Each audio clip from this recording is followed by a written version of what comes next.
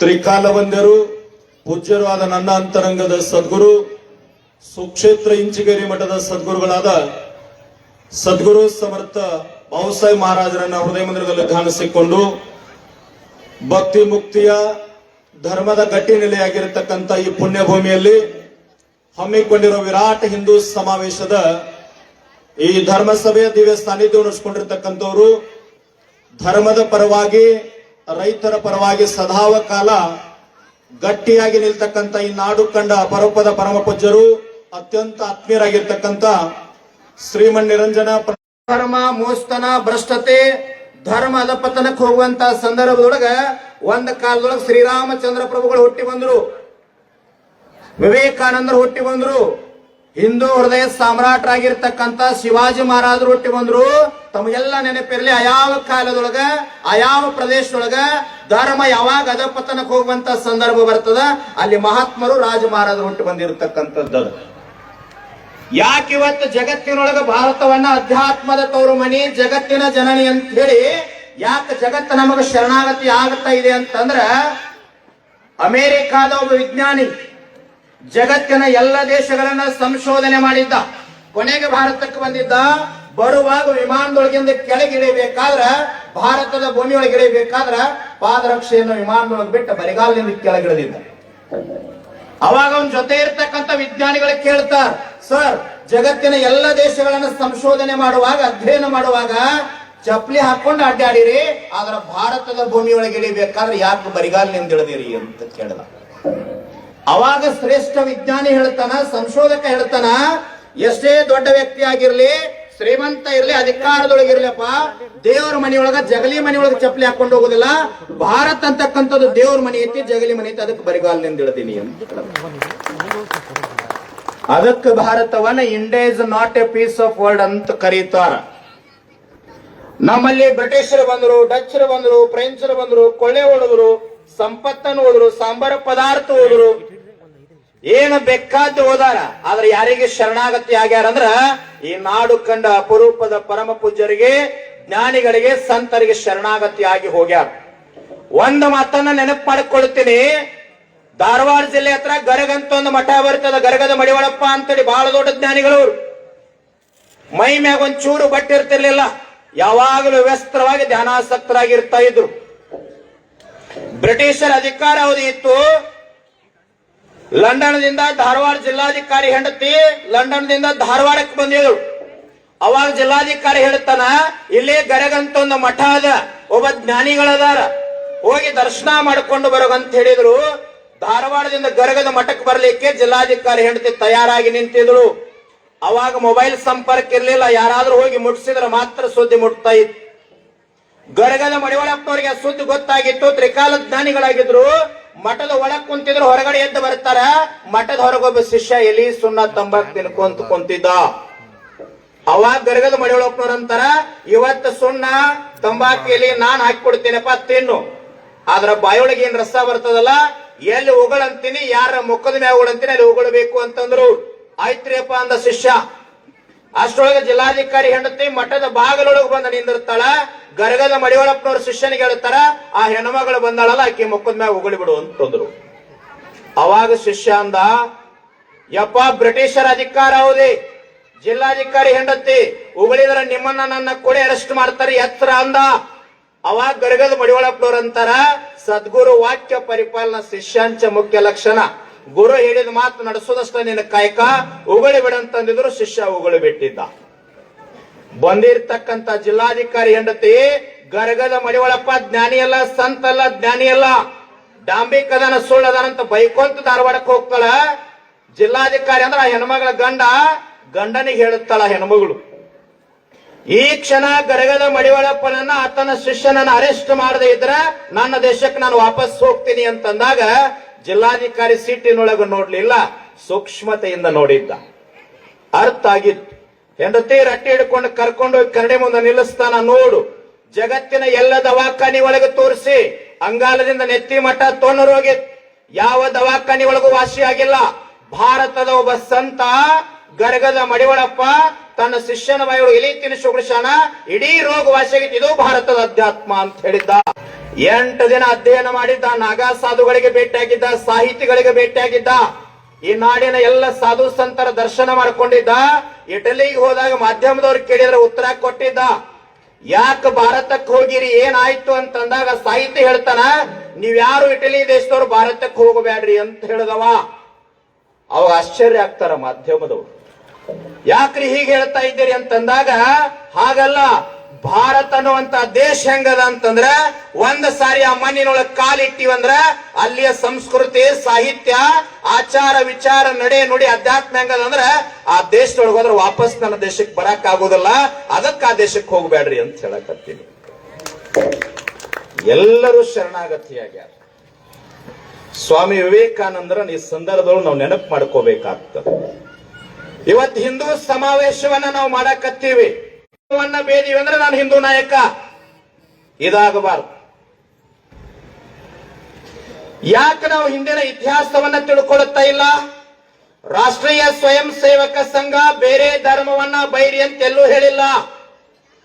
ನಾನು ರಾಷ್ಟ್ರೀಯ ಸ್ವಯಂ ಸೇವಕ ಸಂಘದ ನಾನು ಒಬ್ಬ ಕಾರ್ಯಕರ್ತ, ITC ಮುಗಿಸಿನಿ, OTC ಮುಗಿಸಿನಿ. ಇವತ್ತೇನಾಗಿ ಬಿಟ್ಟಂದ್ರೆ ನಮ್ಮ ಧರ್ಮದ ಯುವಕರನ್ನ ಸಂಘಟನೆ ಮಾಡ್ಲಿಕ್ಕೆ ಬೇಕಾಗ್ಯದ. ನಾವು ಇವತ್ತು ಬಾಂಗ್ಲಾದೊಳಗೆ ಏನಾಗ್ಲಿಕ್ಕತ್ತದ, ಒಬ್ಬ ಹೆಣ್ಮಗಳನ್ನ, ತಾಯಿಯನ್ನ ಅತ್ಯಾಚಾರ ಮಾಡಿ ಪೆಟ್ರೋಲ್ ಸುರಿದು ಕಂಬಕ್ಕಚ್ಚಿ ಸುಡ್ತಾ ಇದ್ದಾರೆ. ಎಲ್ಲೆಲ್ಲ ಧರ್ಮ? ನನ್ನ ದೇಶದೊಳಗೆ ಅದಾಗ್ತಾ ಇಲ್ಲ. ವಯಸ್ಸಾಗಿರ್ತಕ್ಕಂಥ ಮುಪ್ಪಾವಸ್ಥೆ ಮುದುಕನ ಮೇಲೆ ಕಲ್ಲನ್ನ ಒಗದು ಕೊಲ್ತಾ ಇದ್ದಾರೆ ಅಂದ್ರೆ ಎಲ್ಲದ ಬಾಂಗ್ಲಾದೊಳಗೆ ಧರ್ಮ? ಅದಕ್ಕೆ ಭಾರತವನ್ನ ಜಗತ್ತಿನ ಜನನಿ, ಅಧ್ಯಾತ್ಮದ ತವರು ಮಣಿ ಅಂತೇಳಿ ನಾವೆಲ್ಲ ಸಂಬೋಧನೆ ಮಾಡುತ್ತಾ ಇದ್ದೀವಿ. ಇವತ್ತು ಈ ಪುಣ್ಯಭೂಮಿ ಗ್ರಾಮದಿಂದ ನಮ್ಮೆಲ್ಲ ಯುವಕರಿಗೆ ನಾನು ವಿನಂತಿ ಮಾಡ್ಕೋತೀನಿ, ಮಹಾತ್ಮರಿಗೆ ವಿನಂತಿ ಮಾಡ್ಕೊಳ್ತೀನಿ, ಬೇರೆ ಧರ್ಮವನ್ನ ಬೈಯುವಂತವನು ಹಿಂದೂ ನಾಯಕಲ್ಲ. ನನ್ನ ಧರ್ಮದ ಯುವಕರನ್ನ ಸಂಘಟನೆ ಮಾಡಬೇಕಾಗ್ಯದ. ಇದು ಯಾಕೆ ಬರ್ತಾ ಇಲ್ಲ? ಅವತ್ತ ಹೇಳ್ಯಾರ ಸ್ವಾಮಿ ವಿವೇಕಾನಂದರು, ನಿಮ್ಮ ಮನೆಯೊಳಗಿರ್ತಕ್ಕಂಥ ಜಗಲಿ ಮ್ಯಾಗ ದೇವರ ಮನೆಯೊಳಗ ಕೆಲವು ವರ್ಷಗಳ ಕಾಲ ಯಾವ ಭಾವಚಿತ್ರವನ್ನು ಇಡ್ರಿ ಅಂತಂದ್ರ ನಿಮ್ಮೆಲ್ಲ ಧರ್ಮದ ದೇವರುಗಳನ್ನ ಸಮುದ್ರಕ್ಕೆ ಎಸೆದು ಬಿಡ್ರಿ, ಒಂದು ಭಾವಚಿತ್ರ ಇಡ್ರಿ, ಈ ಭವ್ಯ ಭಾರತದ ಕನಸು ಕಟ್ಟತಕ್ಕಂಥ ಭಾರತ ಮಾತೆ ಭಾವಚಿತ್ರ ಇಡ್ರಿ, ಅವಾಗ ಭಾರತ ಕಟ್ಲಿಕ್ಕೆ ಸಾಧ್ಯದ ಇಲ್ಲ, ಅದ್ರ ಸಾಧ್ಯ ಇಲ್ಲ ಅಂತ ಹೇಳ. ಯಾಕೆ ಸ್ವಾಮಿ ವಿವೇಕಾನಂದ್ರ ಇವತ್ತು ನೆನಪು ಮಾಡಿಕೊಳ್ಳುತ್ತೀವಿ? ಸಣ್ಣ ವಯಸ್ಸಿನೊಳಗೆ ಅವ್ರ ತಂದೆಯವರು ಕೇಳ್ತಾರೆ, ಏನ್ ಆಗ್ತೀನಿ ಅಂತ ಕೇಳಿದ್ರ, ನಾನೊಬ್ಬ ಕುದುರೆ ಗಾಡಿ ಹೊಡಿತಕ್ಕಂಥ ಸಾರಥಿ ಸಾಲೋಟ್ ಆಗ್ತೀನಿ ಅಂತ ಹೇಳಿದ್ರು. ಅವಾಗ ತಾಯಿ ಕರ್ಕೊಂಡು ಹೋಗ್ತಾಳ ದೇವರ ಮನೆಗೆ. ಸ್ವಾಮಿ ವಿವೇಕಾನಂದರನ್ನ ಮೊದಲನೇ ಹೆಸರು ನರೇಂದ್ರ ಅಂತ ಹೇಳಿ ಕರ್ಕೊಂಡೋಗಿ ಕುದುರೆ ಹೊಡಿತಕ್ಕಂತ ಆ ಸಾರಥಿ ಆಗಬೇಡ. ಯಾವ ಸಾರಥಿ ಆಗಬೇಕಂದ್ರೆ ಕೃಷ್ಣ ಪರಮಾತ್ಮನ ಚಿತ್ರವನ್ನ ತೋರಿಸಿ ಧರ್ಮದ ಸಾರಥಿ ಆಗುವಂತ ತಾಯಿ ಹೇಳ್ತಾಳೆ. ಅದಕ್ಕೆ ವಿವೇಕಾನಂದರ ಜಗತ್ತಿವತ್ ಸಾರ್ಲಿಕ್ಕತ್ತದ. ನಾವೇನ್ ಮಾಡ್ತಾ ಇದ್ದೀವಿ? ಧರ್ಮ ಧರ್ಮ ಅಂತಂದ್ರ ಭಾಷಣದ ಧರ್ಮ ಆಗಬಾರ್ದು, ರಕ್ತಗತ ಧರ್ಮ ಬರಬೇಕು. ಯಾವುದೋ ಬೇರೆ ಧರ್ಮವನ್ನ ನಾನು ಬೈತಾ ಇಲ್ಲ, ಒಂದ್ ಹೇಳ್ತಾ ಇದ್ದೀನಿ, ಯಾರಾದ್ರೂ ಜಗಳ ತೆಗೆದ್ರೆ, ಏನಾದ್ರೂ ವೈಷಮ್ಯ ಆದ್ರೆ, ಗದ್ಲ ಆದ್ರೆ ಹೆಂಗ ಬೇರೆ ಧರ್ಮದವ್ರು ಒಕ್ಕಟ್ಟಾಗ್ತಾರೆ? ನಾವ್ ಯಾಕೆ ಆಗ್ತಾ ಇಲ್ಲ?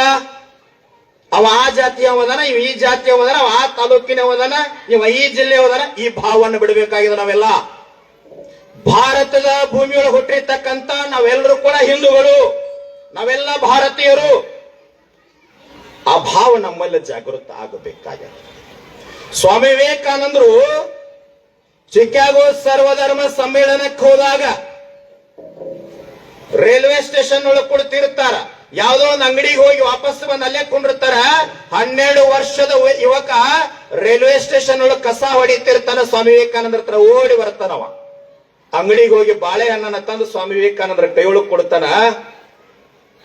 ನನಗೆ ಬಾಳೆಹಣ್ಣ ಬೇಕಾದ್ದು ನಿನಗೆ ಹೆಂಗ್ ಗೊತ್ತಾಯ್ತು ಅಂದಾಗ, ಹಾಗಲ್ಲ ಸ್ವಾಮೀಜಿ, ಅಂಗಡಿ ಮುಂದೆ ನೀವು ಕೇಳಿದ್ರಿ, ಬಾಳೆಹಣ್ಣು ಯಾಕೆ ನಿಮಗೆ ಕೊಟ್ಟೀನಿ ಅಂದ್ರ, ನಾಳೆ ನಿಮ್ಮ ಭಾರತಕ್ಕೆ ಹೋದಾಗ ಚಿಕಾಗೋ ರೈಲ್ವೆ ಸ್ಟೇಷನ್ ಒಳಗೆ ಬಾಳೆಹಣ್ಣು ಸಿಕ್ಕಿಲ್ಲ ಅಂತೇಳಿ ನಿಮ್ಮ ದೇಶದೊಳಗೆ ಹೋಗಿ ನಮ್ಮ ದೇಶದ ಮಾನ ಕಳಿಬೇಡ್ರಿ ಬುದ್ಧಿ ಅಂತ ಹೇಳಿದ್ರು. ಅವಾಗ ಸ್ವಾಮಿ ವಿವೇಕಾನಂದ್ರ ಆಶ್ಚರ್ಯ ಕೇಳ್ತಾರ, ಇಷ್ಟು ಸಣ್ಣ ವಯಸ್ಸಿನೊಳಗೆ ನಿನ್ನ ದೇಶ, ನಿನ್ನ ರಾಷ್ಟ್ರದ ಬಗ್ಗೆ ಹೆಂಗ ಅಭಿಮಾನ ಬಂತು ನಿನಗಂದಾಗ ಆ ವ್ಯಕ್ತಿ ಹುಡುಗ ಹೇಳ್ತಾನ, ಸ್ವಾಮೀಜಿ ನನಗೆ ದೇಶದ ಬಗ್ಗೆ ರಾಷ್ಟ್ರದ ಬಗ್ಗೆ ಅಭಿಮಾನ ಇರಲಿಲ್ಲ, ಸರ್ವಧರ್ಮ ಸಮ್ಮೇಳನದೊಳಗೆ ನಿಮ್ಮ ಮಾತುಗಳನ್ನ ಕೇಳಿ, ನಿಮ್ಮ ಸಂಭಾಷಣೆಯನ್ನ ಕೇಳಿ ನನ್ನ ದೇಶದ ಮ್ಯಾಗ ನನಗೆ ಅಭಿಮಾನ ಬಂದದ ಸ್ವಾಮೀಜಿ ಅಂತ ಹೇಳಿದವ. ಜಗತ್ತಿಗೆ ದೇಶದ ಅಭಿಮಾನ, ಸಂಸ್ಕೃತಿ, ಚಿಂತನೆ, ನಡೆ ನುಡಿಯನ್ನು ಕಲಿಸಿಕೊಟ್ಟಿರ್ತಕ್ಕಂಥದ್ದು ಭಾರತ ನಮ್ಮದು. ಸ್ವಾಮಿ ವಿವೇಕಾನಂದರ ಒಬ್ಬ ವ್ಯಕ್ತಿ ಕಾಡಬೇಕಂತ ಇರ್ತಾನ. ಭಗವದ್ಗೀತೆ ಗ್ರಂಥವನ್ನ ಕೆಳಗಿಟ್ಟಿರ್ತಾರ, ಜಗತ್ತಿನ ಎಲ್ಲ ಗ್ರಂಥಗಳನ್ನ ಅದರ ಮ್ಯಾಗಿಟ್ಟಿರ್ತಾರ. ಒಬ್ಬ ವ್ಯಕ್ತಿ ಏನಂತಾನ, ಸ್ವಾಮೀಜಿ ನಿಮ್ಮ ದೇಶದ ಗ್ರಂಥವನ್ನ ಕೆಳಗಿಟ್ಟಾರಿ, ಜಗತ್ತಿನ ಗ್ರಂಥ ಎಲ್ಲ ಮ್ಯಾಗದವ, ನಿಮ್ಮ ದೇಶ ಎಷ್ಟು ಕೆಳಗದ ನೋಡ್ರಿ ಅಂತಂದ. ಸ್ವಾಮಿ ವಿವೇಕಾನಂದರು ಉದ್ಗಾರ ತೆಗಿತಾರ, ಜಗತ್ತಿನ ಎಲ್ಲ ಧರ್ಮಗಳನ್ನ, ಜಾತಿ ಮತ ಪಂಥನ್ನ, ಸಾಹಿತ್ಯ ಸಂಸ್ಕೃತಿಯನ್ನ, ನಡೆ ನುಡಿಯನ್ನು ಹೊತ್ತ ನಿಲ್ಲೋ ತಾಕತ್ತು ಭಾರತದ ಗ್ರಂಥ ಐತಿ, ಅದಕ್ಕೆ ಕೆಳಗಿಟ್ಟಾರ. ಒಂದು ವೇಳೆ ನನ್ನ ದೇಶದ ಗ್ರಂಥ ಸರಿಸಿದ್ನಿ ಅಂದ್ರೆ ಜಗತ್ತಿನ ಎಲ್ಲಾ ಗ್ರಂಥ ಕೆಳಗೆ ಬೀಳುತ್ತಾವ ಅಂತ ಹೇಳಿ ಆ ವ್ಯಕ್ತಿ ಬಿಡೋದಿಲ್ಲ. ಯಾವ ರೀತಿ ಕಾಡ್ತಾ ಇದ್ದ ಅಂತಂದ್ರ, ಇವತ್ತ ನಿಜಲಿಂಗೇಶ್ವರ ಸ್ವಾಮೀಜಿ ಅವ್ರು ಏನದಾರಲ್ಲ, ಇದೇ ರೂಪದೊಳಗೆ ಸ್ವಾಮಿ ವಿವೇಕಾನಂದರ ಕುಂತಾಗ ಬಂದು ಕೇಳ್ತಾನ, ಸ್ವಾಮೀಜಿ ನಿಮ್ಮ ದೇಶದೊಳಗೆ ಬುದ್ಧ ಹುಟ್ಟಿದ, ಮಹಾವೀರ ಹುಟ್ಟಿದ, ಧರ್ಮ ಪ್ರಸಾರ ಮಾಡಿದ್ರು ಅಂತ ಹೇಳ್ತೀರಿ, ಮತ್ತು ನಮ್ಮ ಯುರೋಪಿಯನ್ ರಾಷ್ಟ್ರಕ್ಕೆ ಯಾಕೆ ಬರಲಿಲ್ಲ, ನಿಮ್ಮ ಬುದ್ಧ ಯಾಕೆ ಬರಲಿಲ್ಲ, ಮಹಾವೀರ ಯಾಕೆ ಬರಲಿಲ್ಲ ಅಂತಂದಾಗ ಸ್ವಾಮಿ ವಿವೇಕಾನಂದ ಹೇಳ್ತಾರ, Buddha has syllabus for human being, not for monkeys ಅಂತ ಹೇಳಿದ್ರು. ನನ್ನ ದೇಶದ ಬುದ್ಧನ ಧರ್ಮ, ಮಹಾವೀರನ ಧರ್ಮ ಮನುಷ್ಯರಿಗೆ ವಿನಃ ಯುರೋಪಿಯನ್ ರಾಷ್ಟ್ರದೊಳಗೆ ಬುದ್ಧ ಮಹಾವೀರ ಹುಟ್ಟಿದಾಗ ನೀವು ಗಿಡದ ಮ್ಯಾಗ ಮಂಗಗಳಿರ್ತಿದ್ರಿ, ನಿಮಗೆ ಧರ್ಮ ಬೋಧನೆ ಅಲ್ಲ ಅಂತ ಹೇಳಿದ್ರು. ಸರ್ ಟೈಮ್ ಆತನ್ರಿ, ನಡೀತದ ಇನ್ನೊಂದು 10 ನಿಮಿಷ ನಡೀತದ್ರಿ. ಹಂಗಾಗಬಾರ್ದು. ಒಮ್ಮೆ ಏನಾಗಿತ್ತು, ಈ ಬಾಳೋತ್ ಕುಂತೀರಿ ನೀವು, ಬೀದರ್ ಜಿಲ್ಲೆ ಒಳಕಿಂಡೆ ಹೋಗಿದ್ದೆ ನಾಯ್ಕ ಸರ್. ಇಲ್ಲೆಲ್ಲ ನಮ್ಮಲ್ಲಿ 6 ಗಂಟೆಗೆ ತಾಯಂದಿರು ತಾವೆಲ್ಲ ಯುವಕರು ಬಂದಿರಿ, ಅಲ್ಲಿ 12 ಗಂಟೆಗೆ ಬರ್ತಾರ ಕಾರ್ಯಕ್ರಮಕ್ಕೆ. ಎಲ್ಲಾರು ಊಟ ಮಾಡಿ ಸಜ್ಜನಿಂದ ಬರ್ತಾರ. ನಾನು ಪ್ರವಚನ ಪ್ರಾರಂಭ ಮಾಡಿದೆ, ಒಂದು 30 ನಿಮಿಷ ಮಾತಾಡಿದೆ, 12:30 ಆಯ್ತು. ಮತ್ತೆ ಬಹಳ ಖುಷಿ ಆಗೈತೆ ಅಂತ ಇನ್ನೊಂದು ಅರ್ಧ ಗಂಟೆ ಮಾತಾಡಿದೆ. ಮಾತಾಡಿದ ನಂತರ ಇನ್ನೊಂದು 10 ನಿಮಿಷ ಮಾತಾಡ್ಬೇಕು ಅನ್ನೋದ್ರೊಳಗ ಊರಿನ ಗೌಡ್ರು ಎದ್ದು ಬಂದ್ರು, ವೇದಿಕೆ ಮುಂದೆ ಹಿಂಗ್ ಸುತ್ತ ಹಾಯ್ಲಿಕ್ಕತ್ರು. ಹಂಗ ಸುತ್ತ ಹಾಯ್ಲಿಲ್ರಿ ನಾಯ್ಕ ಸರ್ ಏನ್ ಮಾಡಿದಾರ ಅಂದ್ರೆ, ಆಫೀಸ್ನಾಗ ಹೋಗಿ ಬಂದೂಕ್ ಹೆಗಲಿ ಹಾಕೊಂಡು ಸುತ್ತ ಹಾಯ್ಲಿಕ್ಕತ್ರು. 20 ನಿಮಿಷ ಆದ ನಂತರ ನನಗೂ ಸಂಶಯ ಬಂತು, ಯಾಕ್ರಿ ಗೌಡ್ರು ಹಿಂಗ್ಯಾಕೆ ಸುತ್ತ ಹಾಯಕತ್ತೀರಿ ಅಂತ ಕೇಳಿದೆ ನಾ. 1:30 ಆಗಿತ್ತು. ಏನಿಲ್ರಿ ಗುರುಗಳು, ಬಹಳ ಚಂದ ಮಾತಾಡಕತ್ತೀರಿ, ಮಾತಾಡ್ರಿ, ನಿಮಗಲ್ಲ ನಿಮ್ಮನ್ನ ಕರ್ಕೊಂಡು ಬಂದವ್ ಹುಡುಕಾಡಕತ್ತೀನಿ ಅಂದ್ರು. ಬುದ್ಧಿ ನಮ್ಮದು ಹಂಗಾಗಬಾರದು. ಒಟ್ಟಾರೆ ಯುವಕರಿಗೆ ಯಾಕೆ ನನ್ನ ಮಾತುಗಳು ಕೆಲವು ನೇರ ಅನಿಸ್ತಾವಂದ್ರ, ಸತ್ಯದ ಮಾರ್ಗದೊಳಗೆ ನಡೀರಿ, ಧರ್ಮದ ಮಾರ್ಗದೊಳಗೆ ನಡೀರಿ, ಸ್ವಾಮಿ ವಿವೇಕಾನಂದರ ಮಾರ್ಗದೊಳಗೆ ನಡೀರಿ, ಸಂಘದ ಶಿಸ್ತು ತತ್ವದ ಆಚರಣೆಯೊಳಗೆ ನಡಿಬೇಕಾಗಿದೆ. ಒಬ್ಬ ತಾಯಿ ಮನಸ್ಸು ಮಾಡಿದ್ರೆ ಬಹಳ ಜನ ತಾಯಿಯಂದ್ರೆ ಸೇರಿರಿ. ಇಲ್ಲೇ ನಮ್ಮ ಬಿಜಾಪುರ ಜಿಲ್ಲೆಯೊಳಗೆ ನಡೆದ ಘಟನಾ ಇದು. 1999 ಕಾರ್ಗಿಲ್ ಯುದ್ಧದ ಸಂದರ್ಭದೊಳಗ ಮಗ ಮಿಲಿಟರಿ ಒಳಗೆ ಇರ್ತಾನ, ತಾಯಿ ಪತ್ರ ಬರೀತಾನ, ಕಾರ್ಗಿಲ್ ಯುದ್ಧ ಸಂಭವ ಆಗ್ಲಿಕ್ಕತ್ತದ, ಸಾವು ನೋವಾಗಬಹುದು, ರಜಾ ತಗೊಂಡು 1-2 ತಿಂಗಳ ಮನೆಗೆ ಬರ್ತೀನಿ ತಾಯಿ ಅಂತ ಪತ್ರ ಬರೆದಾಗ ತಾಯಿಗೆ ಅಕ್ಷರ ಜ್ಞಾನ ಇರೋದಿಲ್ಲ. ಯಾರೋ ಶಿಕ್ಷಕರ ಹತ್ರ ಪತ್ರವನ್ನು ಓದಿಸ್ತಾಳ. ಆ ಹೇಳಿಕೆಯನ್ನು ನೋಡಿ ತಾಯಿ ಕಣ್ಣೊಳಗೆ ಕಣ್ಣೀರು ಬರ್ತದ. ನಾ ಹೇಳಿದಂಗ ಪತ್ರ ನನ್ನ ಮಗನಿಗೆ ಬರೀರಿ ಅಂತೇಳಿ ತಾಯಿ ಬರೆಸ್ತಾಳ ಪತ್ರವನ್ನ. ಪತ್ರದ ಸಾರಾಂಶ ಏನಿತ್ತು ಅಂದ್ರ, ಮಗನಿಗೆ ಬರೀತಾಳ, ವೈರಿ ರಾಷ್ಟ್ರದ ಒಬ್ಬ ಸೈನಿಕ ಭಾರತದ ಭೂಮಿಯ ಮೇಲೆ ಪಾದವನ್ನು ಇಡೋದಾದ್ರ ಮೊದಲನೇ ಹೆಜ್ಜೆ ನಿನ್ನ ಶರೀರದ ಮ್ಯಾಗಿರ್ಬೇಕು, 2ನೇ ಹೆಜ್ಜೆ ಭಾರತದ ಭೂಮಿ ಮ್ಯಾಗಿರಬೇಕು ಅಂತ ಬರೀತಾಳ. ಆ ಪತ್ರವನ್ನ ಓದಿ ಕಣ್ಣೀರ್ ಹಾಕ್ತಾ ಮಗ ಕುಂತಿರ್ತಾನ. ಪಂಜಾಬಿನ 80 ಜನ ಸೈನಿಕರಿಗೆ ಕನ್ನಡ ಬರೋದಿಲ್ಲ. ಯಾಕೆ ಕಳ್ತಾ ಇದ್ದಿ ಅಂತಂದಾಗ ಆ ಪತ್ರದ ಸಾರಾಂಶ ಹೇಳಿದಾಗ 80 ಜನ ಪಂಜಾಬಿನ ಸೈನಿಕರು ಹೇಳ್ತಾರ, ಆ ತಾಯಿ ನಿನಗಷ್ಟ ತಾಯಿ ಅಲ್ಲಪ್ಪ, ನಮ್ಮೆಲ್ಲರಿಗೂ ಮಾದರಿ ತಾಯಿ ಅದಳ, ನಾವ್ ಹೇಳಿದ್ದನ್ನ ಹಿಂದಿ ಒಳಗಿದ್ದ ಕನ್ನಡದೊಳಗೆ ಬರೆದು ನಿನ್ನ ತಾಯಿ ಕಳಿಸು ಅಂತ ಹೇಳ್ತಾರೆ. ಏನು ಬರೀತಾರೆ 80 ಜನ ಅಂದ್ರ, ತಾಯಿ ವೈರಿ ರಾಷ್ಟ್ರದ ಒಬ್ಬ ಸೈನಿಕ ಭಾರತದ ಭೂಮಿಯ ಮೇಲೆ ಪಾದವನ್ನು ಇಡೋದಾದ್ರ ಈ 80 ಜನ ಸಾಯೋವರೆಗೂ ನಿಮ್ಮ ಮಗ ಜೀವಂತವಾಗಿರ್ತಾನ ತಾಯಿ, ಅದಕ್ಕೆ ನಾವು ಸಾಕ್ಷಿ ಅಂತ ಹೇಳ್ತಾರೆ. ಅಕ್ಷರ ಕಲಿದೇ ಇರ್ತಕ್ಕಂಥ ಒಬ್ಬ ತಾಯಿಯ ಪತ್ರಕ್ಕೆ 80 ಜನ ಬದಲಾಗ್ತಾರಂದ್ರ ಈ ಮಣ್ಣಿನೊಳಗೆ ಹುಟ್ಟಿರ್ತಕ್ಕಂಥ ನನ್ನ ತಾಯಿಂದ್ರ ತಾಕತ್ ಹೆಂಗಿರ್ಬೇಕು. ಜ್ಞಾನದ ಸಮಯ ಸಂದರ್ಭ ಸಿಕ್ಕಿರೋದಿಲ್ಲ. ಬಾಗಲಕೋಟೆ ಜಿಲ್ಲೆ ಒಳಗೆ ನಡೆದ ಘಟನೆ ಇದು. ಒಬ್ಬ ತಾಯಿ ರಂಗೋಲಿ ಹಾಕ್ತಿರ್ತಾರ, ದೆಹಲಿಯಿಂದ 5 ಜನ ಅಧಿಕಾರಿಗಳು ಬಂದಿರ್ತಾರ, ಹಾಲು ಹೋಗ್ತಿರ್ತಾರ. ಅವ್ರೇನ್ ಮಾತಾಡ್ಕೊತ ಹೋಗ್ತಿರ್ತಾರ ಅಂದ್ರ, ಈ ಭಾಗದೊಳಗೆ ಕನ್ನಡ ನಾಡಿನೊಳಗೆ ರೈತರೆಲ್ಲ ಮೈ ಮುರಿದು ದುಡಿತಾರ, ಹೊಟ್ಟಿ ತುಂಬ ಹೊಡಿತಾರ, ಪುಣ್ಯದ ಹಾದಿ ಹಿಡಿತಾರ ಅಂತ ಏನೋ ಶಬ್ದ ಮಾತಾಡ್ಕೋತ ಹೊಂಟಿದ್ರು. ಇವರು ರಾಷ್ಟ್ರಭಕ್ತಿ, ರಾಷ್ಟ್ರಗೀತೆ, ರಾಷ್ಟ್ರಧ್ವಜದ ಬಗ್ಗೆ ಅಭಿಮಾನ ಇಲ್ಲ ಅಂತ ಮಾತಾಡ್ಕೋತ ಹೋಗುವಾಗ ತಾಯಿ ಕಿವಿ ಕೇಳಿಸ್ತದ. ತಾಯಿ ಕರೀತಾಳ, ಸರ್ ಬರೀಲಿ, ರಾಷ್ಟ್ರಧ್ವಜದ ಸಂಕೇತ ಏನದಲ್ಲ, ನಾವು ತಿನ್ನೋ ಅನ್ನದೊಳಗೆ ಪ್ರಸಾದೊಳಗೆ ಅದನ್ನ ಗುರುತಿಸ್ತೀವಿ ಬರ್ರಿ ಅಂತ ಒಳಗ್ ಕರೀತಾರ. ಅದ ಹೆಂಗ ತಾಯಿ ಅಂದ್ರು, ಬರ್ರಿ ತೋರಿಸ್ತೀನಿ ಅಂದ್ರು ತಾಯಿ. ಒಳಗ್ ಕರೀತಾಳ, ಕಂಬಳಿ ಹಾಸಿ ಊಟ ಕುಣಿಸ್ತಾಳ, ಬಾಳೆ ಎಲಿ ತಂದು ಹಾಕ್ತಾರ, ಹಸರಾಗಿತ್ತು. ಮ್ಯಾಗ ಅನ್ನವನ್ನ ತಂದು ನೀಡುತ್ತಾಳೆ, ಬಿಳಿ ಆಗಿತ್ತು. ಸಾಂಬಾರ್ ತಂದು ಇಡ್ತಾಳೆ, ಕೇಸರಿ ಆಗಿತ್ತು. ಸರ್ ಇಲ್ಲದ ನೋಡ್ರಿ ಕೇಸರಿ, ಬಿಳಿ, ಹಸಿರು ಅಂತ ತಾಯಿ ತೋರಿಸಿದ್ರು. ಅವಾಗ ಬಂದಿರತಕ್ಕಂತ ಅಧಿಕಾರಿ ಬಹಳ ಬುದ್ಧಿವಂತಿದ್ದ. ತಾಯಿ ಭಾರತದ ಧ್ವಜ ಆಯ್ತು, ಅದ್ರೊಳಗೆ ಒಂದು ಅಶೋಕ್ ಚಕ್ರದ ಎಲ್ಲಿ ಇರ್ತತ್ತ, ಎಲ್ಲಿ ಅದ ಅಂತ ಕೇಳದವ. ತಾಯಿನೂ ಬಹಳ ಬುದ್ಧಿವಂತಿದ್ರು. ಒಳಗಡೆ ಹೋದಳು, ಹಪ್ಪಳ ಕರುತ್ತಂದ ಅಲ್ಲಿ ಇಡ್ತಾಳೆ, ಇಲ್ಲದ ನೋಡ್ರಿ ಅಶೋಕ್ ಚಕ್ರ. ಅಸಾಧ್ಯತೋ ಸಾಧ್ಯ ಕರಿತ ಅಂತ ಹೇಳ್ತಾರೆ. ನಾನು ಯುವಕರಿಗೆ ಒಂದು ವಿನಂತಿಯನ್ನು ಮಾಡಿಕೊಳ್ತೇನೆ, ನೆಪೋಲಿಯನ್ ಬೋನಾಪಾರ್ಟ್ ಅಂತ ಆಗಿ ಹೋದ. ಸರ್ಬಿಯಾ ದೇಶದ 5 ಕೋಟಿನ ಮನುಷ್ಯ ಮಿಲಿಟರಿ ಸೇರ್ಲಿಕ್ಕೆ ಹೋಗ್ತಾನ, ಅಧಿಕಾರಿಗಳು ಸೇರಿಸ್ಕೊಳ್ಳೋದಿಲ್ಲ. 5 ಫೂಟ್ ಅದೆಯಪ್ಪ, ನಿನ್ನ ಸೇರಿಸ್ಕೊಳಂಗಿಲ್ಲ ಅಂತಂದ ಗೇಟಿನ ಹೊರಗಡೆ ನಿಲ್ತಾನ. ಮಳಿ ಚಳಿ ಬೇಸಿಗೆ ಎಲ್ಲರದ 3 ದಿನ ನಿಂತಾಗ ಅಧಿಕಾರಿಗಳು ಏನಾದ್ರೂ ಕೆಲಸ ಮಾಡ್ಕೊಂಡು ಒಳಗಿರ್ಲಿ ಅಂತ ಕರ್ಕೊಂತಾರ. 9 ತಿಂಗಳ ಮಿಲಿಟರಿ ಟ್ರೈನಿಂಗ್ ಆದ ನಂತರ ಎಲ್ಲ ವಿದ್ಯಾರ್ಥಿಗಳನ್ನು ಸಾಲಾಗಿ ನಿಲ್ಲಿಸ್ತಾರ. ಒಬ್ಬೊಬ್ಬರನ್ನ ಪ್ರಶ್ನೆ ಮಾಡ್ತಾರೆ, ನೀ ಏನಾಗಬೇಕಂತ ಎಲ್ಲರೂ ಹೇಳ್ತಾರ, ನಾನು 80 ಜನ ಬಟಾಲಿಯನ್ ಮುಖ್ಯಸ್ಥ ಆಗ್ಬೇಕಂತೀನಿ, 100 ಜನ ಕಮಾಂಡರ್ ಆಗ್ಬೇಕು ಎಲ್ಲರೂ ಹೇಳ್ತಾರ. ಕೊನೆಗೆ ಇವ ನಿಂತಿದ್ನಲ್ಲ 5 ಫೂಟಿನ ಮನುಷ್ಯ, ನೆಪೋಲಿಯನ್ ಬೋನಾಪಾರ್ಟ್ ಅಂತ ಹೇಳಿ.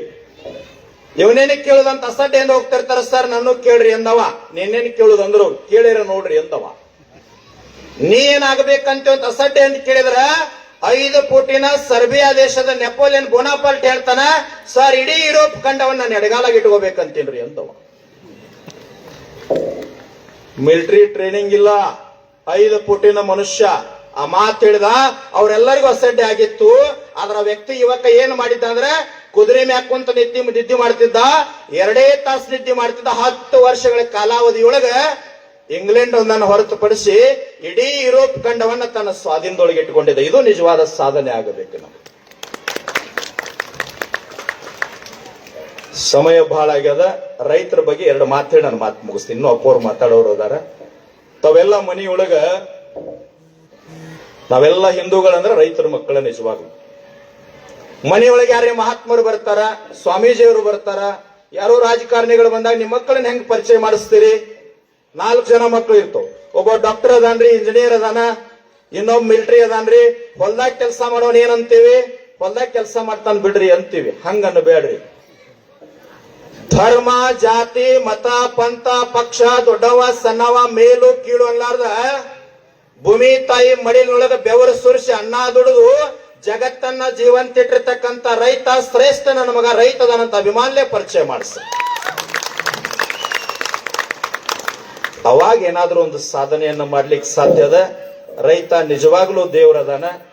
ಈ ಗುರ್ಲಾಪುರ ಕ್ರಾಸ್ನೊಳಗೆ ನಮ್ಮ ನಾಯ್ಕ ಸರ್ ತಾವೆಲ್ಲ ಈ ಭಾಗದಿಂದ ಬಂದಿರಿ. ನಾ ಹಿಂದೂ ಸಮಾವೇಶಕ್ಕೆ ಯಾಕೆ ಬಂದೀನಿ ಅಂತಂದ್ರ ಭಾಷಣ ಮಾಡ್ಲಿಕ್ಕೆ ಬಂದಿಲ್ಲ. ಏನ ತಮ್ಮ ಗ್ರಾಮದಿಂದ ಸುತ್ತಮುತ್ತ ಹುಕ್ಕೇರಿ ತಾಲೂಕಿನಿಂದ ಜನ ತಾಯಂದ್ರು ರೊಟ್ಟಿ ಮಾಡ್ಕೊಂಡು ಕೈಪಲ್ಯ ತಗೊಂಡು ಅಕ್ಕಿ ತಗೊಂಡು ಪಟ್ಟಿ ಮಾಡಿ ರೊಕ್ಕ ತಂದು ಗುರ್ಲಾಪುರಕ್ಕೆ ಕೊಟ್ಟಾಗ ಇಡೀ ಕನ್ನಡ ನಾಡಿನ ಜನ 300 ರೂಪಾಯಿ ಗೆಲುವು ತಗೊಂಡ್ರಲ್ಲ, ಆ ಗೆಲುವಿಗಾಗಿ ನಿಮ್ಮ ಪಾದಕ್ಕೆ ಬಿದ್ದ ಧನ್ಯವಾದ ಹೇಳೋ ಸಲುವಾಗಿ ತಮ್ಮ ಗ್ರಾಮಕ್ಕೆ ನಾನು ಬಂದೆ. ಒಂದು ಮಾತನ್ನು ಹೇಳ್ತೀನಿ, ಕಾಲಜ್ಞಾನ ಹೇಳುತ್ತದ. ಬಬಲಾದಿ ಸದಾಶಿವ ಮುತ್ತೆ ಹೇಳ, ಬಿದ್ದಿವಂತಿರೋ ಮಕ್ಕಳಿರ, ಭೂಮಿ ಎದ್ದೆದ್ದು ಬಡದಿತ್ತು ಮಕ್ಕಳಿರ, ಹದ್ದು ಕಾಗಿ ಹರ್ಕೊಂಡು ತಿನ್ನುವ ದಿನಮಾನಗಳು ಬರ್ತಾವ ಬಲು ಎಚ್ಚರ, ರೊಕ್ಕದ ಗಡಿಗೆ ಹೊತ್ತೊಯ್ಯುವಾಗ ಬೆಕ್ಕಿ ಬೆಕ್ಕಿ ಎತ್ತಿರೋ ಮಕ್ಕಳಿರ. ಉಳುವೆ ಚನ್ನಬಸವನವ್ರು ಹೇಳ್ತಾರ, ಉಳುವೆಯ ಚೆನ್ನನು ಕಲಿಯುಗದಲ್ಲಿ ಹುಟ್ಟಿ ಬರುವಾಗ ಜೊಳ್ಳ ಜೊಟ್ಟೆಲ್ಲ ಹಾರಿ ಹೋಗಿ ಗಟ್ಟಿ ಕಾಳಷ್ಟ ಭೂಮಿ ತಲೆ ಮ್ಯಾಗ ಉಳಿತಾವಂತೇಳ್ಯಾನ. ಸಮಸ್ತ ಮಹಾತ್ಮರ ಆಶೀರ್ವಾದದಿಂದ ಕೋವಿಡ್ ದೊಳಗ ನಿಮಗ ನಮಗ ಏನೂ ಆಗ್ಲಾರ್ದ ಜೀವಂತ ಅದೀವಂದ್ರ ನಾವು ನೀವೆಲ್ಲ ಗಟ್ಟಿ ಕಾಳದೀವಿ ಭೂಮಿ ತಲೆ ಮ್ಯಾಗ. ಆದ್ರ ದಯವಿಟ್ಟು ತಮ್ಮ ಪಾದಕ್ಕೆ ಬಿದ್ದು ಬೇಡ್ಕೊಂತೀನಿ, ಹೇಗಿರ್ರಿ ಅಂತಂದ್ರ ಭಗವಂತ ಕೊಟ್ಟ ಆಯುಷ್ಯದ, ಕೋವಿಡ್ದೊಳಗೆ ಹೋಗಿಲ್ಲ ಅಂತಂದ್ರ ಧರ್ಮದಿಂದ ಬದುಕಲಿಕ್ಕೆ ಆಯುಷ್ಯದ, ಧರ್ಮಕ್ಕಾಗಿ ಬದುಕಬೇಕಾಗ್ಯದ. ಹೊರಗೆ ನೋಡ್ರಿ, ನಾವು ಹಿಂದೂಗಳು ಒಕ್ಕಟ್ಟಾಗಬೇಕಾಗ್ಯದ. ಇವತ್ತು ಬಾಂಗ್ಲಾ ಪರಿಸ್ಥಿತಿ ನಮಗೆ ಬರಬಾರ್ದಂದ್ರೆ ನಾವು ಒಕ್ಕಟ್ಟಾಗಬೇಕು. ನಿಮ್ಮ ರಾಜಕಾರಣ ದೂರ ಇರಲಿ, ನಿಮ್ಮ ಜಾತಿ ದೂರ ಇರಲಿ, ನಿಮ್ಮ ಗ್ರಾಮ ಪ್ರಾದೇಶಿಕ ಕ್ಷೇತ್ರ ಎಲ್ಲ ಒಳಗಿರ್ಲಿ. ಹೊರಗೆ ಬಂದಾಗ ನಾವೆಲ್ಲ ಹಿಂದೂಗಳಂತ ಅಭಿಮಾನದಿಂದ ಒಕ್ಕಟ್ಟಾದೀವಿ ಅಂತಂದ್ರ ಬಾಂಗ್ಲಾದ ಪರಿಸ್ಥಿತಿ ಭಾರತದ ದಡಕ್ಕೂ ಬರಂಗಿಲ್ಲ. ನಾವು ನೀವೆಲ್ಲ ಗಟ್ಟಿ ಆಗಬೇಕಾಗ್ಯದ. ಧರ್ಮದಿಂದಿದ್ರೆ ಮಾತ್ರ ಅದೆಲ್ಲ ಸಾಧ್ಯ ಅಂತ ಹೇಳ್ತಾ, ನಾವು ನೀವೆಲ್ಲ ಹೇಳಿದ್ರಲ್ಲ, ಒಂದು ಶಬ್ದ ಏನು ಹೇಳುವಾಗ ಮಮ್ಮಿ ಅಂತ ಶಬ್ದ ಬಳಸಿದ್ರು ನಮ್ಮ ದಿಕ್ಸೂಚಿ ಭಾಷಣಕಾರರು. ಮಮ್ಮಿ ಅಂದ್ರೆ ಏನು ಗೊತ್ತದ ತಾಯಂದ್ರಿಗೆ? ಈಜಿಪ್ಟ್ ಅಂತೇಳಿ ಒಂದು ದೇಶ ಅದ. ಸತ್ತ ಹೆಣಗಳನ್ನ ಹಾಳಾಗಬಾರ್ದು, ನಾಶ ಆಗಬಾರ್ದು ಅಂತ ಹೇಳಿ ಸತ್ತ ಹೆಣಗಳನ್ನ ರಾಸಾಯನಿಕ ವಸ್ತುಗಳನ್ನ ಹಾಕಿ ಮುಂದಿನ ತಲೆಮಾರಿಗೆ ಬರಲಿ ಅಂತೇಳಿ ಅದನ್ನ ಸಂರಕ್ಷಣೆ ಮಾಡುವ ಸಲುವಾಗಿ ಹೆಣವನ್ನ ನಡು ಹಾಕೊಂಡು ಕಟ್ಟಡ ಕಟ್ತಾರ. ಅದಕ್ಕೆ ಮಮ್ಮಿ ಅಂತಾರ. ಇತಿಹಾಸದೊಳಗೆ ಐತ್ರೆ, ಮತ್ ನೋಡ್ಕೋರಿ, ನಾ ಏನು ಉತ್ಪ್ರೇಕ್ಷೆ ಹೇಳ್ತಾ ಇಲ್ಲ. ಯಾಕೆ ಸರ್? ಮಮ್ಮಿ ಅಂದ್ರ ಹೆಣ. ಮತ್ ನಾಳಿಂದ ಯಾರು ಕರ್ಸ್ಕೊಂತೀರಿ? ಇತಿಹಾಸದೊಳಗೆ ಐತ್ರ ಸರ್, ನೀವ್ ಯಾರು ಇದ್ರೆ ಹೇಳ್ಬೋದು ತಾಯಂದ್ರಿ. ಮಮ್ಮಿ ಅಂದ್ರ ಹೆಣ, ಅಮ್ಮ ಅಂದ್ರ ಜನ್ಮ ಕೊಟ್ಟ ತಾಯಿ. ಭಾವನೆ ಭವ್ಯ ಭಾರತ ಅಂತಂದ್ರ ಬದಲಾವಣೆ ಕಾಲದ ಮ್ಯಾಕ್ಸ್ ಮುಲ್ಲರ್ ಅಂತ ಜರ್ಮನಿಯಿಂದ ಬಂದ. ಇಲ್ಲಿ ಸಾಧು ಸಂತರಿಗೆ ಭೇಟಿಯಾಗಿ ವಾಪಸ್ ಹೋಗಬೇಕಾದ್ರೆ ಮ್ಯಾಕ್ಸ್ ಮುಲ್ಲರ್ ಅನ್ನೋ ಹೆಸರ ಬದಲಾವಣೆ ಮಾಡ್ಕೊಂಡು ಏನ್ ಮಾಡ್ಕೊಂಡ ಅಂದ್ರ ಮೋಕ್ಷ ಮೂಲ ಅಂತ ಬದಲಾವಣೆ ಮಾಡ್ಕೊಂಡು ಹೋಗ್ಯಾನ. ಮತ್ತ ನಮ್ಮಲ್ಲಿ ಅಮ್ಮ ಅಪ್ಪ ಅಂತ ಅಭಿಮಾನ್ಯ ಕರೆದು ಹೋಗಿ ಮಮ್ಮಿ ಅಂದ್ರೆ ಎಲ್ಲಿ ಹೊಂಟದ? ನಾಳಿಂದ ಬಸ್ನಾಗ ನಿಮ್ ಮಕ್ಕಳನ್ನ ಹತ್ಸುವಾಗ ಬಸ್ ಹತ್ತಿದಾಗ ಮಮ್ಮಿ ಟಾಟಾ ಅಂತ ತನ್ಸ್ಕೋಬೇಡ್ರಿ. ಮಮ್ಮಿ ಅಂದ್ರ ಅದಾಗಬಾರದು. ನನ್ನ ಭಾರತ ಜಗತ್ತಿಗೆ ಜ್ಞಾನ ಕೊಟ್ಟಿರ್ತಕ್ಕಂಥದ್ದು, ಧರ್ಮ ಬೋಧನೆ ಮಾಡಿರ್ತಕ್ಕಂಥದ್ದು, ಸಂಸ್ಕಾರ ಕೊಟ್ಟಿರ್ತಕ್ಕಂಥದ್ದು. ತಾವೆಲ್ಲ ಯುವಕರು ಇವತ್ತಿನಿಂದ ವಿನಂತಿ ಮಾಡಿಕೊಳ್ಳುತ್ತೀನಿ, ನಾವೆಲ್ಲ ಸನಾತನಿಗಳು, ನಾವೆಲ್ಲ ಹಿಂದೂಗಳು. ನೀವು ಗಟ್ಟಿ ಆದ್ರೆ ಧರ್ಮ ಜಾಗೃತಿ ಆಗ್ತದ, ಧರ್ಮ ಜಾಗೃತಿ ಆದ್ರೆ ಭವ್ಯ ಭಾರತದ ಕನಸು ಸಾಕಾರ ಆಗ್ತದ ಅಂತ ಹೇಳಿ ನನ್ನೆರಡು ಮಾತುಗಳನ್ನು ತಮ್ಮೆಲ್ಲರ ಪಾದಕ